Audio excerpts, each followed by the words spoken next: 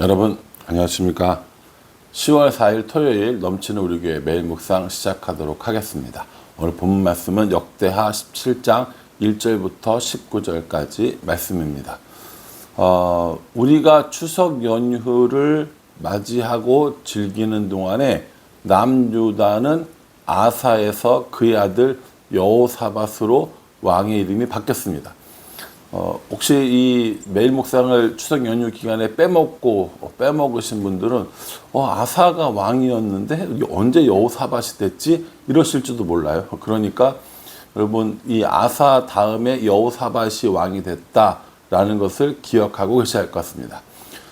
한번 생각해 볼까요? 다윗과 솔로몬 그리고 르호보암 그 다음에 누구였습니까? 아비야 그 다음에 아사 그 다음에 여호사밧 이렇게 온 겁니다.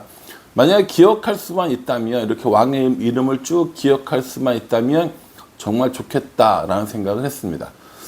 남쪽에 이렇게 비교적 선한 왕이었던 아사 그리고 여호사밧이 줄지어 왕이 된 반면 북이스라엘은 참 여러 가지로 정치적인 혼란이 계속해서 일어나게 됩니다.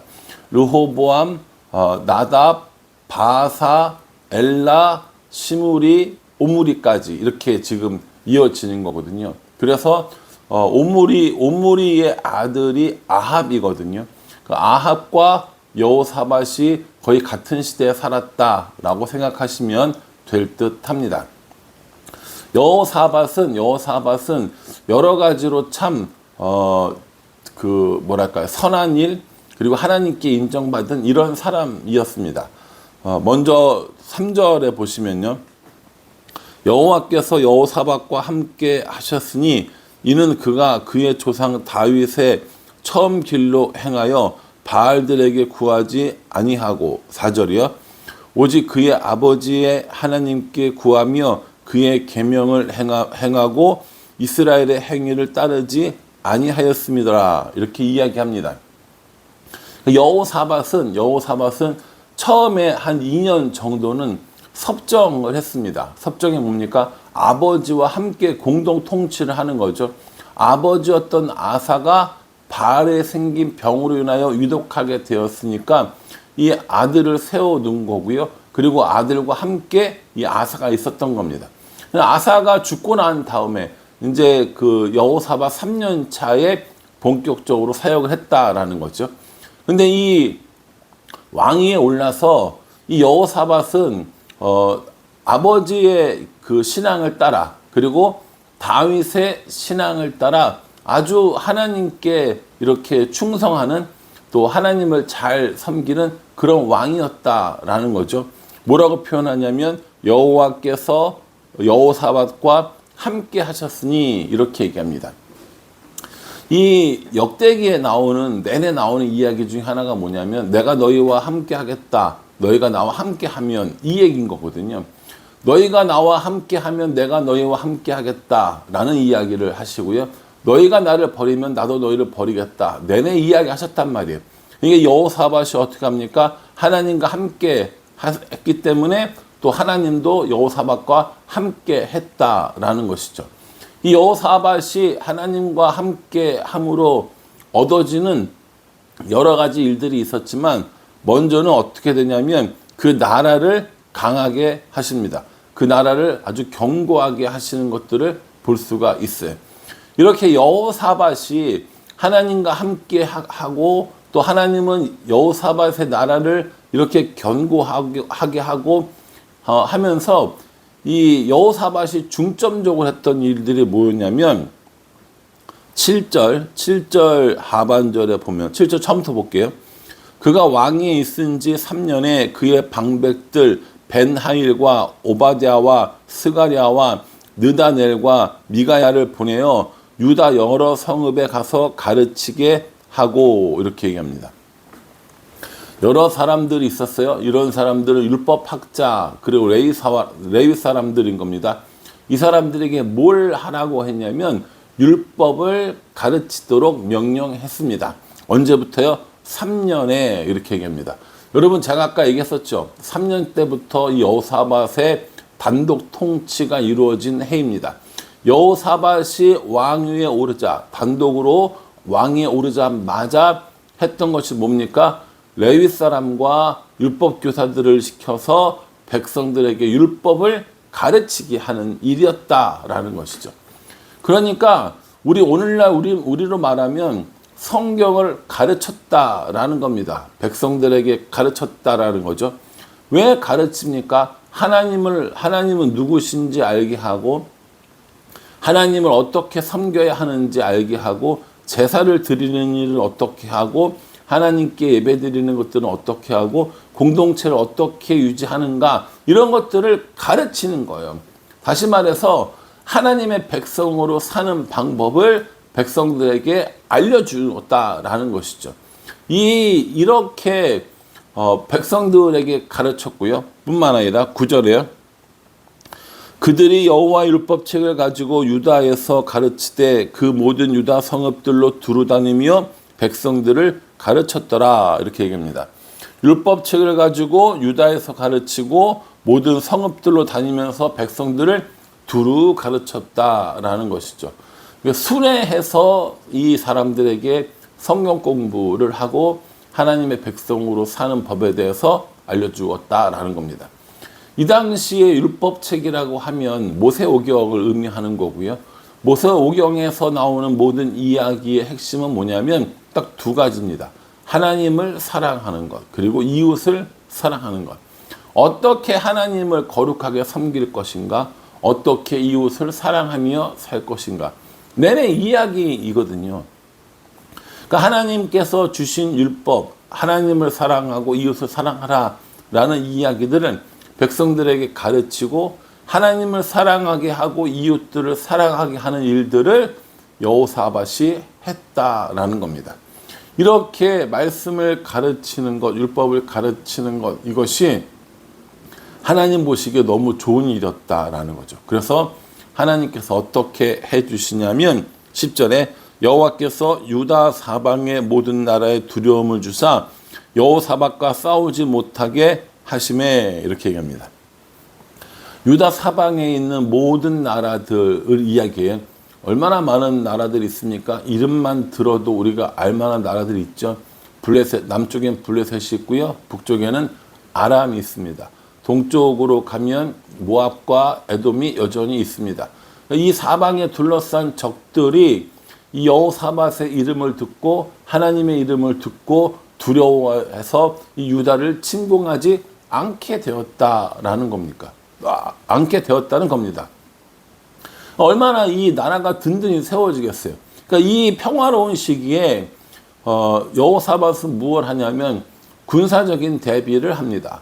평화의 시기에 군사적인 대비를 해서 이런 어려움을 당하지 않도록 이런 성읍을 만들고 군사들을 이렇게 모으고 해서 굉장히 많은 수의, 아버지 시대에 거의 2배가 되는 정도의 이 군대를 양성해서 나라를 튼튼히 하는 것들을 보게 됩니다. 뿐만 아니라 신앙적으로 백성들에게 율법을 가르침으로 말미암아 이 신앙적인 어떤 성장도 이루게 된다라는 것이죠. 여러분, 제사를 지낸다고 신앙이 성장하지는 않습니다. 죄를 사함을 받을 수는 있겠죠. 그러나 신앙이 성장하고 하나님을 알고 하나님과 동행하고 하나님의 사람으로 살아가는 데는 반드시 율법을 배우는 일이 필요하다라는 것이죠. 성경을 공부합시다. 그러면 저는 몰라요. 너무 어려워요. 힘들어요. 시간도 없어요. 이렇게 하는 분들이 많이 있지만 우리는 성경을 알지 못하면 결국 하나님을 알지 못하게 되는 거고요. 하나님을 알지 못하면 하나님이 기뻐하시는 일이 무엇인지 알지 못하고 그 하나님이 기뻐하시는 대로 살 수도 없는 겁니다.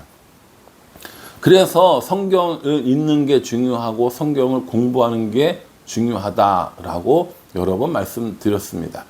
여러분, 안타깝게도 오늘날 우리나라의 많은 그리스도인들은 성경을 정기적으로 읽는 사람이 많지 않다고 합니다.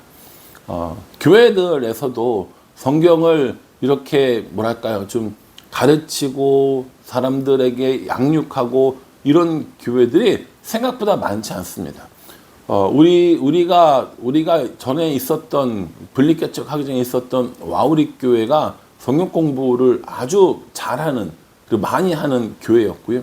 또 우리도 그렇게 성경을 공부하고 성경을 읽고 이런 것들을 중요하게 생각하는 것이지, 실제로 많은 한국 교회들이 그렇게 성경을 읽고 성경을 가르치는 일들이 그렇게 많지는 않고요. 성도들도 정기적으로 성경을 읽고 성경을 묵상하는 일이 많지 않다는 그런 안타까운 이야기들이 많이 있습니다. 여러분 어떠세요? 여러분들은 오늘 이 여호사밧처럼 말씀을 가르치고 그 가르침을 받고 말씀을 읽고 묵상하는 일들을 계속하고 있습니까? 오늘 여호사밧의 경우를 보면 뭐라고 얘기합니까? 율법을 가르치고 백성들은 배우고, 그러니까 하나님께서 그 나라를 강하게 해주신다라고 말씀하십니다. 이거 우리들의 삶에 적용해 보면요, 우리가 강하게 하기 위해서 무엇인가를 하는 것, 이것보다 더 중요한 건 하나님의 말씀을 배우는 것, 하나님의 말씀대로 살아가는 것, 하나님과 동행하는 것, 이것이 우리가 강해지는 가장 좋은 방법이라는 겁니다. 목사님, 그럼 성경만 읽으면 되나요? 교회만 열심히 나가면 강하게 되나요? 아니요. 성경만 읽으라는 것도 아니고 교회 출석만 잘하라는 게 아니라 그 말씀을 듣고 묵상하고 지키며 내 삶이 변화되는 삶을 살자라는 겁니다.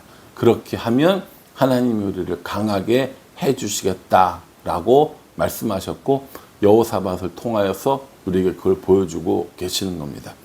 내내 이야기하지만 우리의 성공은 물질적인 소유, 지위의 높아짐에 있지 않습니다. 얼마나 하나님과 동행하는 삶을 살고 있는가, 얼마나 하나님 말씀에 순종하는 삶을 살고 있는가에 우리의 성공의 여부가 분명히 달려있다고 저는 믿습니다. 그러니 저도 그렇고 여러분들도 그렇고요, 이 말씀 안에 순종하고 이 말씀 안에 거하고 이 말씀과 동행하는 그런 삶을 살았으면 좋겠습니다.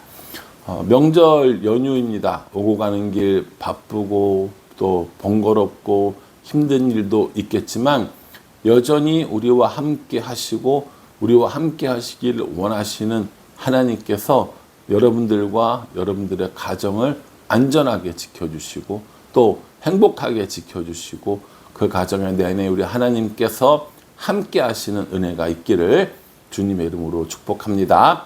기도하겠습니다. 하나님, 여호사밧이 왕 위에 올랐고 백성들에게 율법을 가르쳤고 하나님께서 주변 모든 나라들을 두렵게 하여서 유다를 공격하지 않게 해주셨습니다. 우리도 강해지고 싶어서 또 안전하고 싶어서 많은 것들을 계획하고 준비하지만 우리의 번영과 안녕은 결국 하나님의 손에 있음을 오늘 말씀을 통해서 다시 한번 깨닫게 됩니다. 열심히 살아야 하지만 열심히 하나님과 동행해야 함도 잊지 않을 수 있도록 우리 인도하여 주시옵소서. 명절을 맞이하여 오고 가는 모든 성도들 가운데 안전하게 하여 주시고 좋은 일, 기쁜 일, 감사한 일 많이 생길 수 있도록 은혜 베풀어 주시옵소서. 예수님의 이름으로 기도합니다. 아멘. 여러분 오고 가는 길 안전하게 다니시고요. 또 말씀과 함께 하시는 명절 되기를 간절한 마음으로 기도하겠습니다. 감사합니다.